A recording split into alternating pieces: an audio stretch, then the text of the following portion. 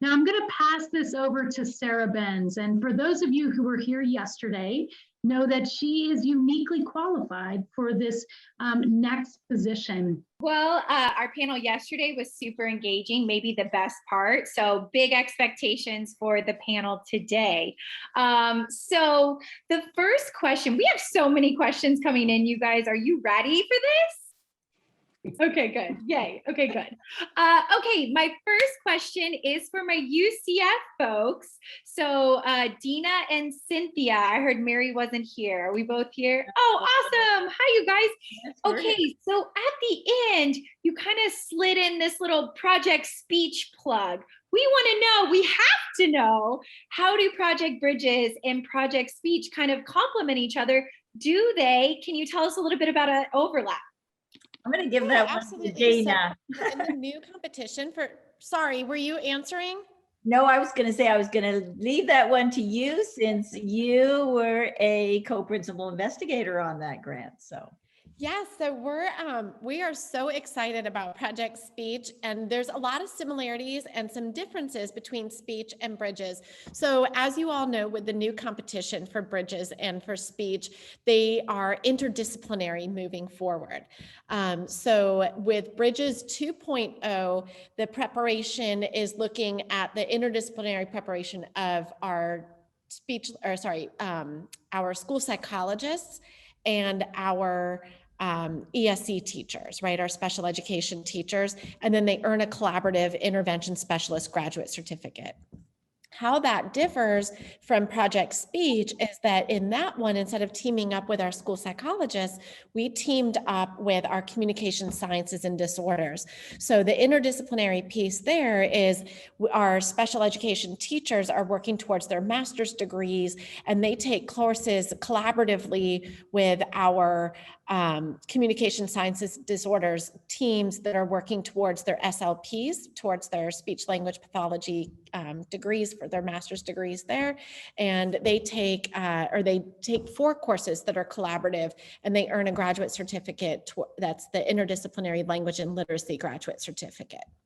But then they also earn their master's degrees respectively in those. So that's one of the similarities, some of the differences between those two programs. So they do take courses that are collaborative in each of those programs, and there's 4 overlapped courses. Man, that's awesome. And as a former special ed teacher, my best friends were always the speech and language folks. So you're really pairing up best friends for life in there as well, it sounds like. So that's awesome. Absolutely. Absolutely. Perfect. Yeah, we've been very successful at UCF in collaborating with our speech and language program. We also have a grant with autism and teachers being prepared to serve students with autism and SLPs being trained together. So they've been great collaborative. Yeah, work smarter, not harder is what comes to mind when y'all are talking. I love that. I love that. Okay, we obviously have more questions for you. I'm going to move on to Sam. Hey, Sam, how's it going? It's going great. I love your enthusiasm. Well, yeah, I'm just trying to keep up in the competition. It's me, you, or Tessie. I think there's going to be a poll later about it. So I'm really hoping. You know how I am about beauty pageants. So Sam, when you were talking, I can't, I just saw Donna put in there Nicole Bucca, and she wins personally. She's got my vote for the enthusiasm bucket. But anyway, Sam, you talked about a lot of wonderful things. A question that we have is, can you tell us a little bit about the strategies that you end up teaching for adapting and intensifying literacy instruction? And maybe keep it to less than a minute, because I know there are a lot. Definitely. So what was really interesting is that this advanced literacy course is brand new in the program. It was never offered before. So first and foremost, I got to build it from the ground up and make it what I wanted to. And so this was the trial run this semester, and there are things that went really well. So being able to give that applied practice of working within a team and knowing that it's not going to be perfect the first time you do it, you're not going to have all the answers, but together we can learn about this student. I think that was the skill. I don't know if you'd call it a skill, but it was the thing that was most important and the experience they valued most from that. So even though all of these teachers had taken the foundational reading class, so they should have had that basic understanding of the components of reading, many of them did it through the Grad Start program. So it was a 5-week intensive summer course that they took. And that is a lot of info to jam pack into 5 weeks. And so one thing that I would probably tweak a little bit in my future iterations is just a little bit more of just building those building blocks that maybe I had assumed were there stronger. And it's not that they weren't there and they weren't strong, because these teachers had such valuable experiences to bring to the table and were doing amazing work with their students already. But being able to broaden that out and build, okay, what do you know? Let's make those connections to how you're going to be applying it within all these resources we use. And then circling back. Exactly right. Thank you so much. More than just once, to continuously reiterate that. So really the skill is the skill of iteratively returning back to your ideas and rethinking and retrying and having that perseverance and grit, because that's what makes the work that we're doing so important. And the work that we're doing has such urgency for those kids. Yeah, wow. I feel inspired even just on my weight loss journey of what you just said, right? Grit, I got to get on it. So that's awesome. Thanks, Sam. Okay, Bill, how are you? Yes. Bill's up. Bill, I love that you're semi-retired, not actually retired. So thank you so much for joining us today. So Bill, we have a question for you. In your roles that you've had for now, you've had a lot of roles that have overlapped with the center. How do you, or what is your envisionment of the role of that campus leader in DBI implementation? How do you see that leader? Well, what you're saying to me is that I'm old. And Oh, so I will accept that, okay? And I also want to enter the competition as the most excited and energized person. Yeah, right? your hands are saying you're really in it now. So well, I think hopefully in the past few years, things have begun to change at both the district level and school level, with campus managers and district leaders beginning to get more involved in the instructional improvement process. And, what I often say to people is that, you really can't lead what you don't know. And so, one of the things that we really try to emphasize to both principals and to district leaders is that if you're going to get involved with instructional improvement, knowing how to intensify instruction for students who need that, then you're going to have to know how to do it yourself.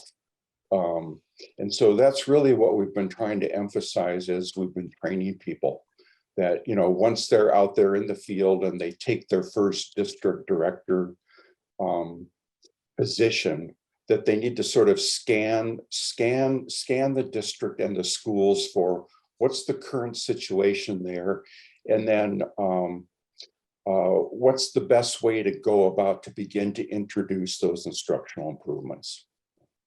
I love it. You can't teach what you don't know. That's awesome. Thanks, Bill. Bill, we have more questions. Actually, we have more questions for everybody. I'm just cycling through right now. So up next, Sarah Powell. How are you, Sarah Powell?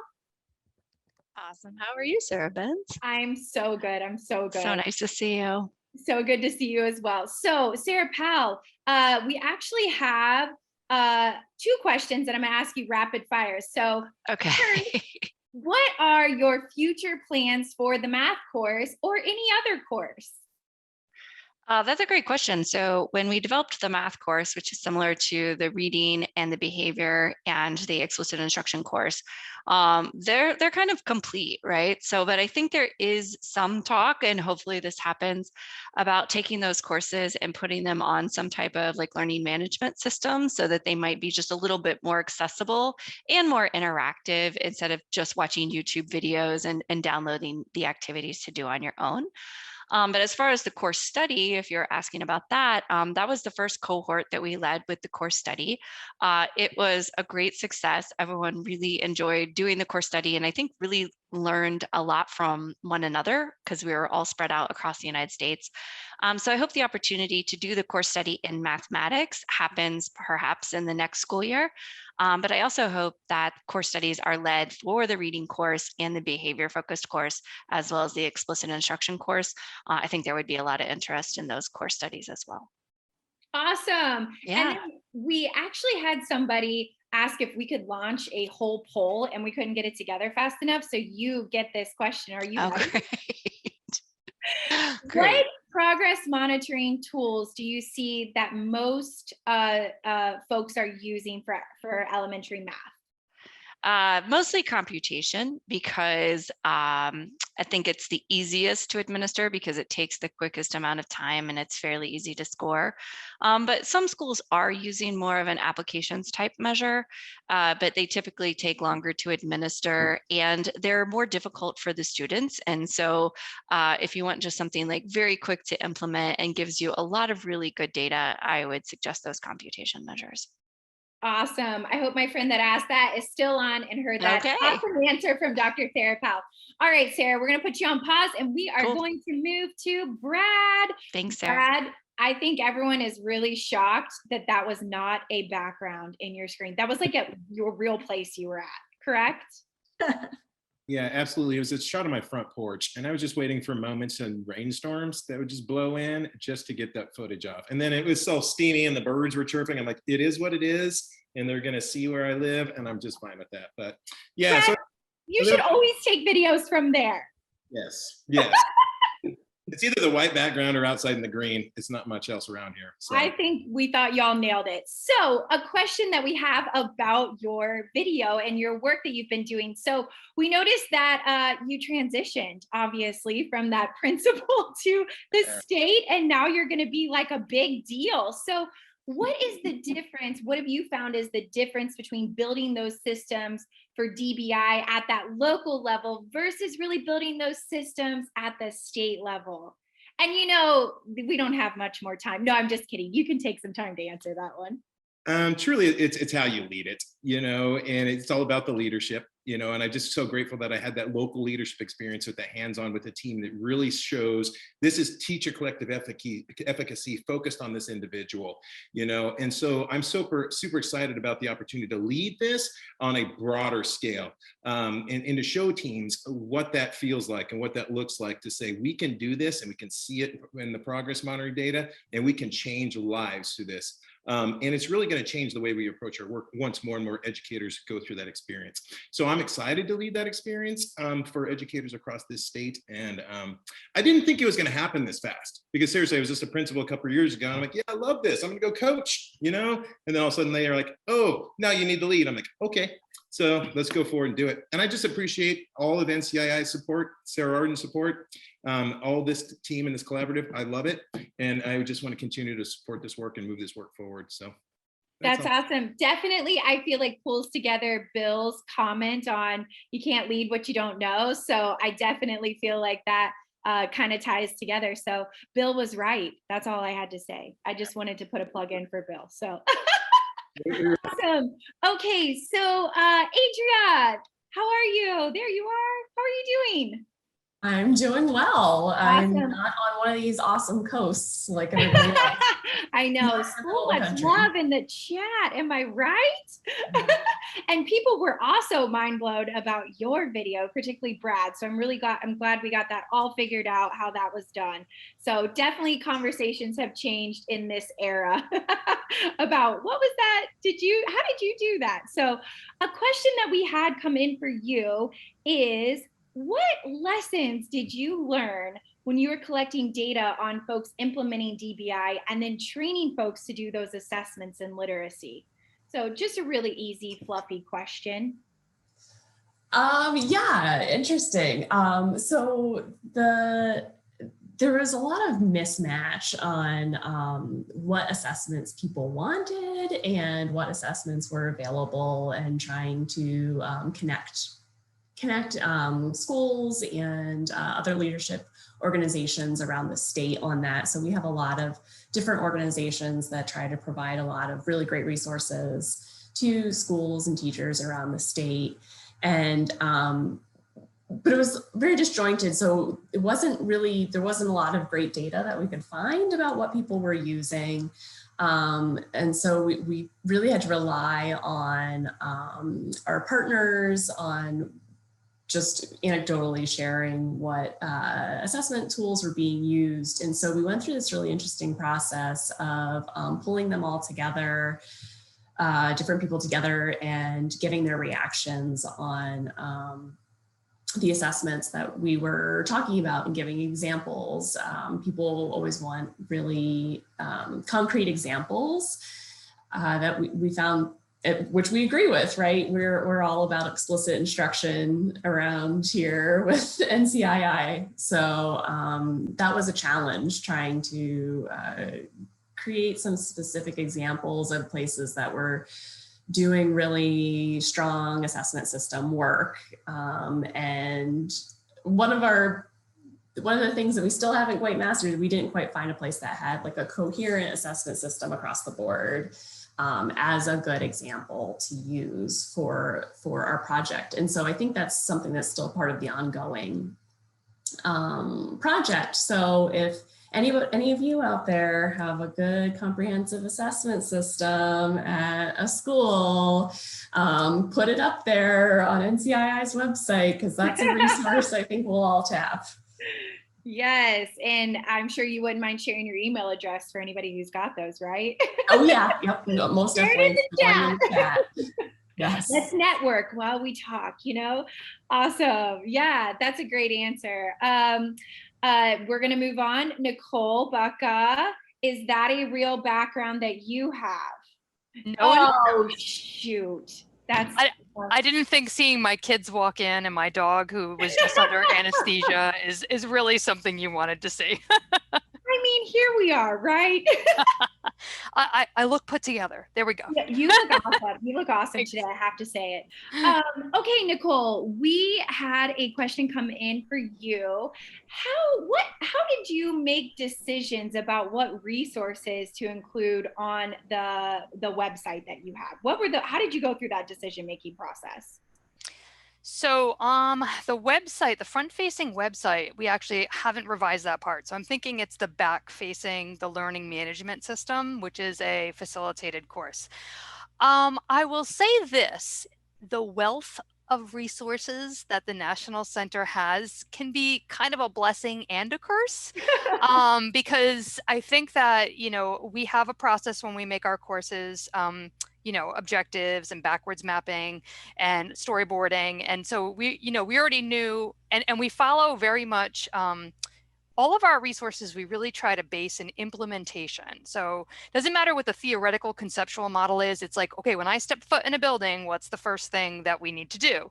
And so we followed that process in the storyboarding. And then I'd go to the National Center website and it'd be like, well, there's this here and there's that there. And this one's an hour and a half. And, it was a lot. But I think that the process of reviewing things was worth it, because I think in the end, the final product is just so much stronger. And the way we did the first DBI course is it was focused on reading, but I really tried to stay really DBI generic to the degree that we should be able to do the math counterpart with like Sarah Powell's videos and such easily. And then so it becomes the skeleton for all the courses. And then we finally have some common language across the state. So it was hard. NCII has a lot of really nice resources. Yeah, what a great answer. And a great answer. I wrote that down. That was great. Okay, so let's see. We had some other questions come in. Dina, Cynthia, back to y'all. Is there a text or resource that you would recommend to guide in-service teachers? Let me know if you need me to repeat this question. Remember, I've been in the pageants. They get a little long. So here we go. Is there a text or resource you would recommend to guide in-service teachers in understanding what is and how to complete data analysis for the purpose of determining students who need tier 2 or tier 3? Okay. A softball. All right, I'm going to throw that to Dina because she teaches that those courses. So Yeah, what? I don't want to put you on the spot. I think No, that's a really good question, because we've gone back and forth. So I teach a course on specifically on that. So we look at tier 2, tier 3 instruction, and we've gone back and forth, and it was a course that was actually designed by Mary Little that I've now adopted and kind of made my own. And we've talked about, should we have a textbook? Should we not have a textbook? And we've involved our advisory board committee for Project Bridges and Project Speech on this conversation. And one of the things that we've decided not to do is include a textbook. And the reason that we don't include a textbook is we include, as part of UCF, we include, a lot of our scholars come from about 10 different districts around us. And since we have 10 different districts that we service, and they have 10 different systems of doing things.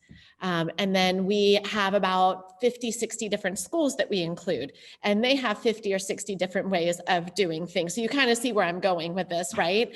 So using one textbook that gives a very clear-cut way of doing things kind of limits what that could or should look like. So instead, what we utilize are different types of things like the NCII Center to look and say, okay, what do we have on NCII's website that gives some broad definitions or explanations or resources, or there's different types of things on that site that they can utilize and turn to, such as the taxonomy, such as I'm trying to think off the top of my head as to what we have, because we have so many things that we use on the NCII site, but then we also look to different things on the IRIS modules that we can incorporate.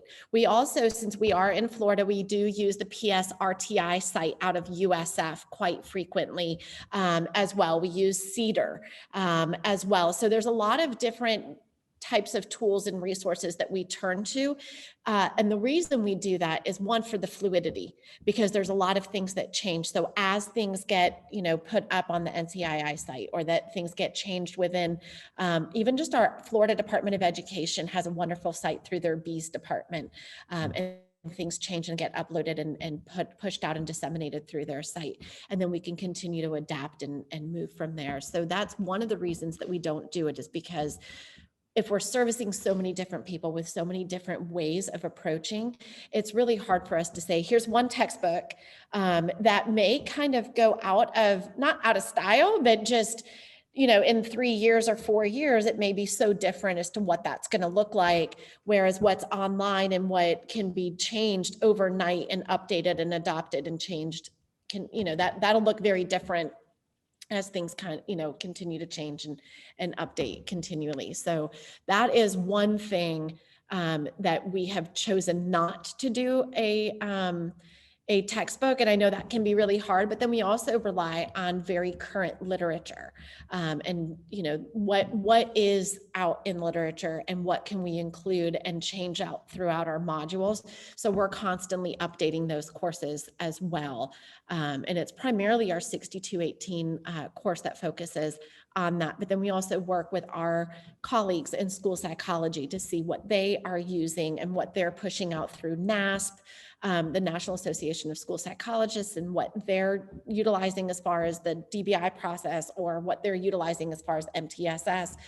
So it's truly a collaborative effort across departments and across schools within our UCF system. So not just within the districts, but then what are you using at the districts? What's OCPS using? Orange County Public Schools being the 8th largest school district that we have as one of our home schools here, to say, what are you guys using in your schools that we can also kind of bring in and use as a model that we can share with all of our teachers or share within our courses, just to kind of help loosely guide, I guess is probably the better way to look at that. What are some technical assistance papers? What are some white papers that are out there? So we're constantly looking, updating, changing, rather than trying to rely on one textbook. But I do know that there's always that push for the textbook, and that's sometimes the feedback that we get as we do our course syllabi review, right? We definitely got a recommendation in the chat book for a pretty robust book, The Essentials of Intensive Intervention, just a consideration. Right? I heard somebody in this room mention that they may have been an author. There's a lot of authors in here. here. No joke. I wrote that down. I was like, Essentials of Intensive Intervention And so I did make note of that. So that is on my list. Small So I consideration, appreciate Dina, that. that's all. Well, I think that's a great answer. I think that's a complicated, I cannot believe you answered that question without mentioning COVID. COVID flipped the script on everything we know. On everything. And that was one of the things that we did too, is just looking at COVID and how do we adapt and change for COVID. And one of the things that we even pushed out through I think it was JSite as well, to look at how do we implement MTSS with Fidelity in an online and virtual environment. So that was one of the things that Mary and I co-authored along with one of our scholars, was a paper, a publication on that specifically. So awesome. Well, Dina, maybe while we ask other questions, you can throw some of those resources in the chat.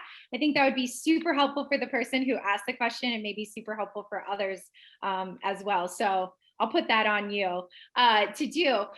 Sam, we had a question come in for you. To you, in your opinion, what does it mean to be a leader in intensive intervention? You talked a lot about being a National Center leader on intensive intervention. What does that mean?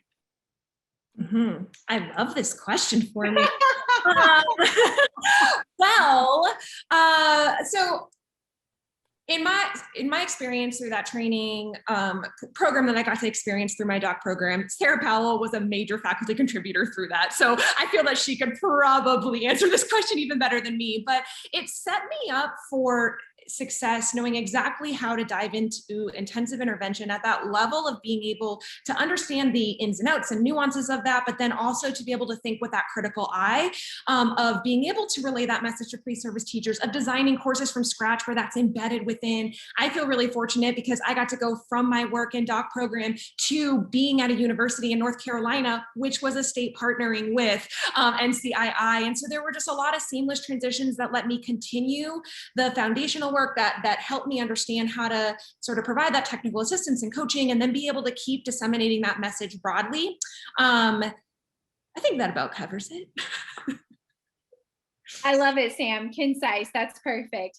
Well, we have more questions, but we don't have more time, y'all. So I'm going to do a quick question for all of you, and we'll actually start with Nicole. So this question actually is for all of you. What is the biggest success that you've seen or had with DBI? So Nicole, you're up first. The biggest success we've seen with DBI is teachers who started the work with us thinking, don't we already do this? And left the work saying, we're over-assessing, we're collecting the wrong assessments, our interventions are not aligned by the taxonomy, and a student who was unresponsive for 3 straight years is now meeting benchmark. And yeah. And that's, and because it's on our Bridges platform, it's replicable. And now they can lead communities of practice of the work scaling up in their own district. I mean, that's great. Brad, you already mentioned a giant success. Do you have another? No, but I was just going to echo that sentiment about it changes student lives, and you can see it happening. And I just think that's powerful. And if we can get more teams to see that and do that and act on that and then experience that, we're going to get more success out of those stories. So that's what I see the power is. That's awesome. Adria, biggest success. I love watching pre-service and in-service teachers when they implement it for the first time, and it really reinforces in them why they should continue doing evidence-based interventions, and it really reinforces for them really good practices. So I love seeing them grow. Yeah, that process is key, right? Love it. Bill, there's a ton of, I'm sure that you've seen a ton of successes. What is one of the biggest? Well, I think one of the biggest is actually goes back to a Department of Education investing in innovation grant that we were fortunate enough to partner with AIR on. And it was a development grant working on intensive intervention in K-5, and then took it up to middle school. But I just remember when we were doing cross-school training with teams from the schools, the ahas that team members and teachers would have when they were talking about their case studies. it just warmed my heart that that they were that enthused about it and that excited about the progress that they could see students making that were stuck for a long time. So don't make me cry on a national celebration, Bill, but you are so right. Well, there's one more. There was a teacher in there that actually left to go teach someplace else, and she sent me an email just to thank me, which it wasn't thanking me, but she thought that the I3 training that she received was the best training she'd received in her career. So, man, and that they get a lot of training, so that's a real compliment. That's awesome, Bill. Sam, biggest success that you've seen?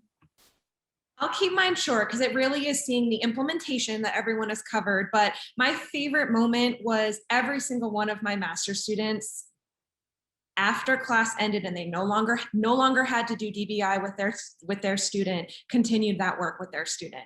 And they sent me emails showing, redacted with names and whatever, but like, look at how much more progress they were already making. And this was after the class had already ended. And so it was more than just an assignment. It was truly making a difference for them, their teaching practices, and most importantly, the students. Love that. It was after you submitted grades, so you knew it was real. That's great. That's a great success. Sarah Powell, what is the biggest success you've seen with DBI? I don't know if it's the biggest, but one of the more heartwarming is working with parents. So through the math course that we've developed and all the YouTube videos that we've made, a lot of parents have contacted me and said, my child has just been identified with dyscalculia or a math learning disability, and what do I do? And so probably almost every other week, I'm on a call with a parent, really trying to help them navigate this new space, but having the resources on the NCII to point them to. It's one person and one child at a time, but it's been really important for me and the work that I do. Oh, great answer. You're a superhero, Sarah Powell. Dina, Cynthia, I'll ask you, either one of you can go. I know you've had a lot of successes. I think one of the really big successes, and it was mentioned in our PowerPoint, was that we had an opportunity to award 4 mini grants to teachers who wanted to extend beyond. Everyone did a school improvement project to improve data-based individualization in their schools, but 4 of our scholars actually applied for a grant to provide resources within their school. And Dina and Mary and I had the opportunity to go out to those schools, meet with the principals, meet with those teachers, meet with the other staff members that they collaborated with to share with us their story about how they really improve things, and going from professional development within their schools to improving their database decision-making teams, setting up structures, collecting data. That was a fabulous opportunity for us to really see what we were doing at the university translating into the schools. So I think that was one of my favorite success stories. That's a great one. Dina, you have 30 seconds. Any last big successes? I know it's really quick. Sorry. I can't even get myself unmuted in 30 seconds. I think for me, it's just seeing all the teachers understanding how to utilize and implement the DBI model, and then them having the successes with their students. So really, it's just that one step removed for us. It's been amazing. So it's been exciting. Awesome. Well, y'all, I cannot thank you enough. This was an awesome panel.